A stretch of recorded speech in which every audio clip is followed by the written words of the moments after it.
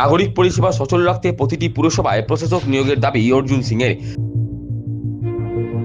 গত ৪ মে নির্বাচনের ফলাফল প্রকাশের পর থেকে বেপাত্তা ছিলেন ব্যারাকপুর সংসদীয় ক্ষেত্রের প্রতিটি পুরসভার পুরপ্রধান, উপপুরপ্রধান এবং কাউন্সিলরেরা।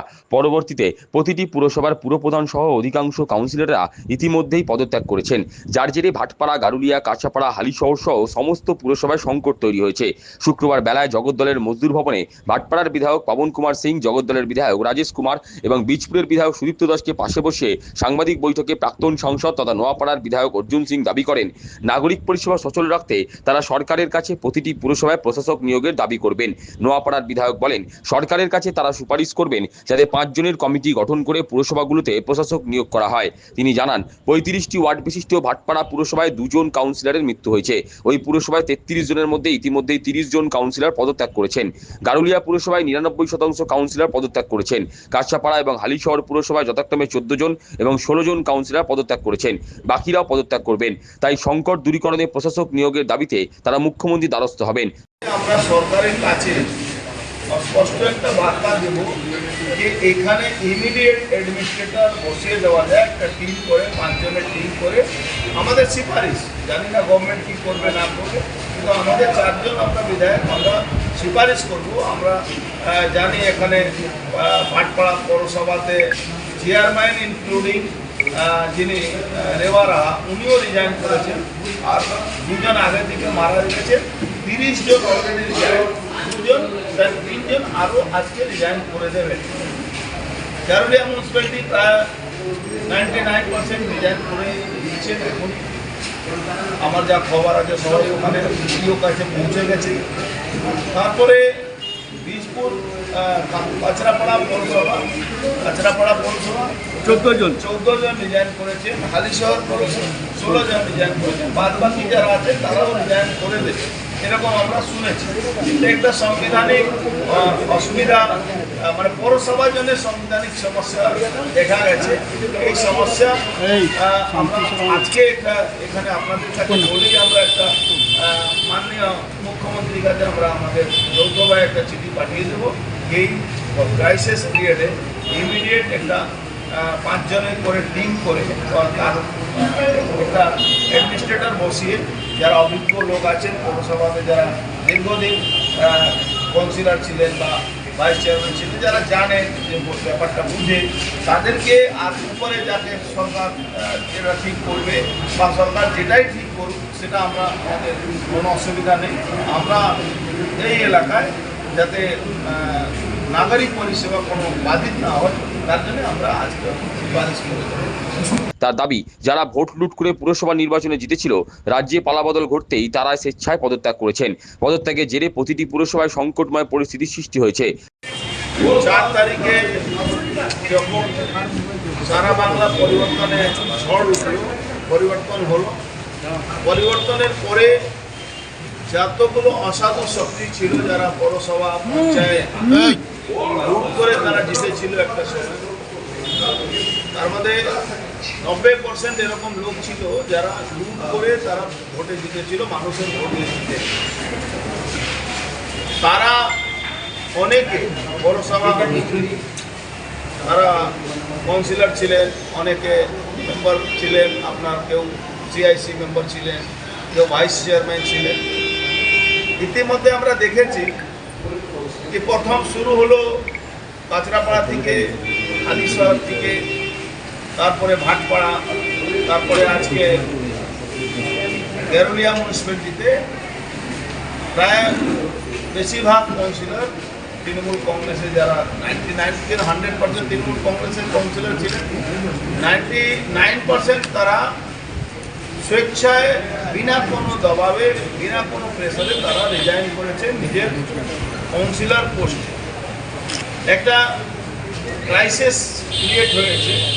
এই ক্রাইসিস ক্রিয়েটের জন্য আমরা আপনাদের কাছে আজকে এই প্রেস কনফারেন্সে উপস্থিত হয়ে আমাদের নোয়াপাড়ার বিধায়ক অর্জুন সিং আরও জানান, সবচেয়ে বেশি দুর্নীতি হয়েছে উত্তর ব্যারাকপুর পুরসভায়। তাই উত্তর ব্যারাকপুর পুরসভায় অনেকের নামে থানায় অভিযোগ জমা পড়েছে। ব্যারাকপুর পুরসভায় একই পরিস্থিতি। এমনকি নৈহাটি পুরসভায় সাংসদ পার্থ ভৌমিকের ভাই শেখর ভৌমিক এবং স্বাস্থ্য দপ্তরের সিআইসি পার্থপ্রতিম দাশগুপ্ত পদত্যাগ করেছেন। তার দাবি, এবার পার্থ ভৌমিক পদত্যাগ করবেন, কারণ উনি তো মানুষের রায় যেতেননি। আমাদের কাছে খবর আছে নর্থ ব্যারাকপুরে তো অনেক দুর্নীতি হয়েছে, অনেকের নামে এফআইআর হয়েছে, বা 2-3 জনের নামে আরও এফআইআর হতে যাচ্ছে। ওখানকার ইও সেই প্রসেসে আছেন। ব্যারাকপুরেও এরকম এই পরিস্থিতি আছে, সব জায়গায় একই পরিস্থিতি আছে। খড়দা, আপনার নর্থ দমদম সব জায়গায় একই পরিস্থিতি আছে। যারা এখন মানুষের কাছে তারা ফেস করতে পারছে না, তারা রিজাইন করবেন এরকম আমরা সবটাই শুনছি, কিন্তু অলরেডি যেটা রিজাইন হয়েছে তারা সেটা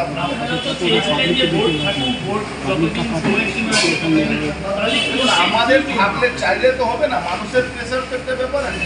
মানুষের কাছে মুখ দেখাতে পারছে না। এখন পার্থ ভৌমিকের ভাই Shekhar Bhowmik just now resign.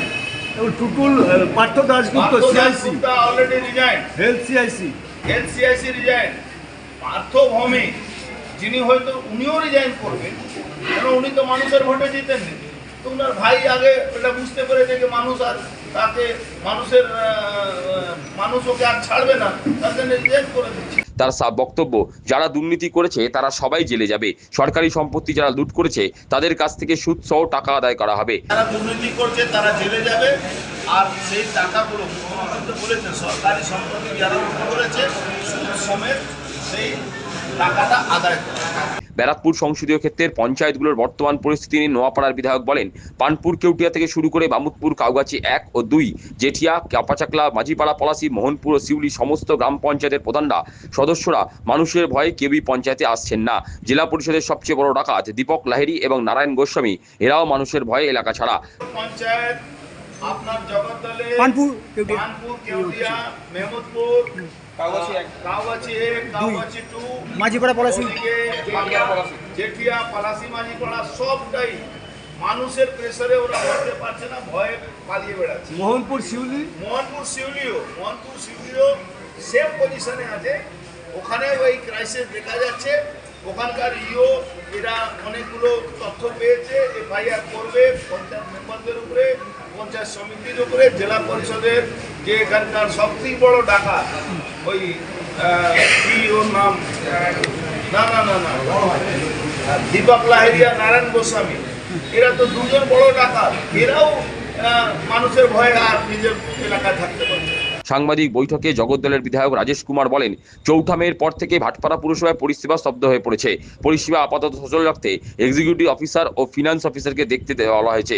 তাছাড়া এই পুরসভার চেয়ারপারসন, উপপুরপ্রধান এবং কাউন্সিলররা পদত্যাগ করেছেন। এমতো অবস্থায় নাগরিক পরিষেবা সচল রাখতে সরকারের কাছে তারা পুরসভায় প্রশাসক বসানোর দাবি করবেন। 4 তারিখের পরে যখন রিজাল্ট এসছে তারপর থেকে কোনো কাজ হচ্ছে না, মানুষ আমাদের কাছে কমপ্লেন করছে।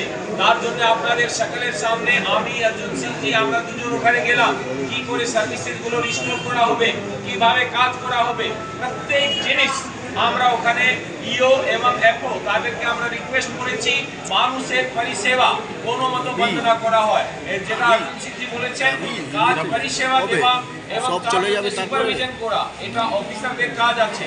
আজকে যখন সকল কাউন্সিলর এবং চেয়ারম্যান যখন রিজাইন করে দিয়েছে, আমরা আরো ইনশিওর করব, যেটা উনি বলেছেন বোর্ড অফ অ্যাডমিনিস্ট্রেটর বসিয়ে আমরা আমাদের অনারেবল মুখ্যমন্ত্রী ওনার কাছে আমরা রিকোয়েস্ট করব कि তাড়াতাড়ি বোর্ড অফ অ্যাডমিনিস্ট্রেটর বসানো হয় এবং তার মাধ্যমে তার পরিষেবাকে চালু রাখা হবে। কিন্তু ততদিন এফও এরা সব যারা অফিসার আছে ওখানে তারা। অপরদিকে বীজপুরের বিধায়ক সুদীপ্ত দাস বলেন, পরিষেবা সচল রাখতে ইতিমধ্যেই তিনি কাঁচাপাড়া এবং হালিশহর পুরসভার আধিকারিকদের সঙ্গে বৈঠক করেছেন।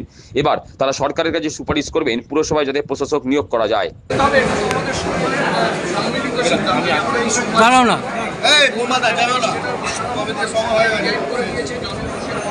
এবং তাদের হয়তো উপলব্ধিতে এসছে যে তারা যেভাবে ভোটে জিতেছে, মানুষ যে রায় দিয়েছে এই জনমতের বিপক্ষে তারা থাকতে চাইছে না।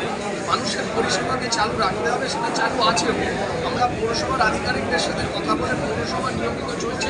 কিছু যা অসুবিধা আছে আমরা সরকারের কাছে, মুখ্যমন্ত্রীর কাছে সুপারিশ একইভাবে করবো। বীজপুরের ক্ষেত্রে মানে হালিশহর এবং মাঝখানে পৌরসভা সেখানেও বোর্ড অফ অ্যাডমিনিস্ট্রেটর বসানো।